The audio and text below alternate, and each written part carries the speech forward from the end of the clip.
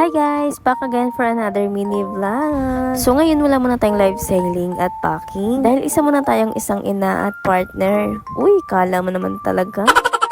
Anyway, share ko nga lang yung nabili kong bagong laruan dito kay Baby Quincy. At eto nga yung early educational card reader. Sobrang nakakatawa nga to dahil nga may card siya tapos sasalpak mo lang doon siya card reader. Tapos babasahin niya na yung nasa picture. At bukod ka nasasabihin niya pa yung pictures. Meron pa nga tong sounds effect. Katulad na lang kapag animals yung sinalpak mo. After niya sabihin kung anong animal yun. Kasunod naman yung sounds effect ng animals. Hello. Sister. Sister! Ano diba? Sister. Shark.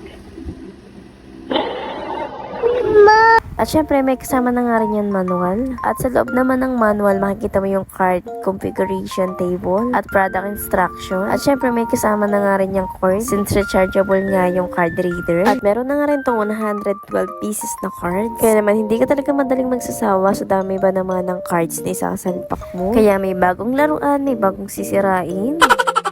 Binilhan ko nga muna siya ng paglilibangan niya dahil nga yung extra cellphone ko is hindi na talaga nahanap. At until now nga is nawawala pa rin. Paano ba naman yung cellphone ko na naman yung pinag-iinteresan niya? Kaya mapapabili ka na lang talaga ng laruan para naman wala kang kaagos sa cellphone. Anyways, tong hapon nga umalis nga kami dahil nga may tinignan lang kaming lupa. Pero saglit lang naman kami doon kaya naman bumiyahe na rin kami pabalik dahil nga pupunta pa kami kay Papa. Bali, umikot nga lang kami at labas na nga namin makamot. Napadaan pa nga kami dito sa maraming kambing at may tuwang-tuwang bata na naman.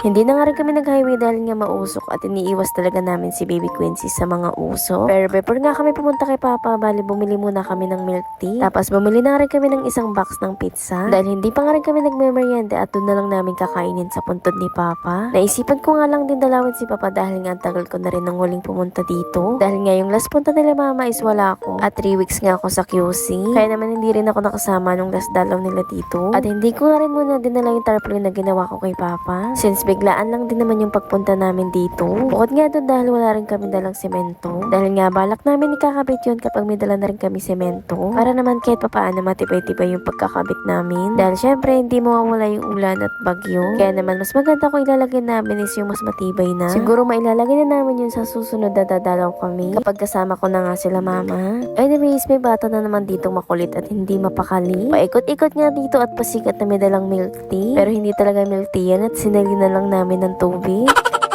Hindi na rin naman kami nagtagal at umalis na rin kami dahil nga padilim na. Tapos nagbibideo nga ako dito, may biglang tumakbong bata. Pero bumalik ka rin kagad dahil nga may dadaan na mga motor. Bumiyahe na rin kami kagad pa uwi dahil nga medyo tumidilim. At mukhang uulan nga. Mahirap na rin naabutan kami ng ulan dahil nga may kasama kaming bata. Bali sa highway at pamakamot na nga rin kami dumaan para iwas naman sa traffic. At para naman makauwi na rin kami kaagad. At yun lang naman guys for today's video. Thank you for watching. Bye!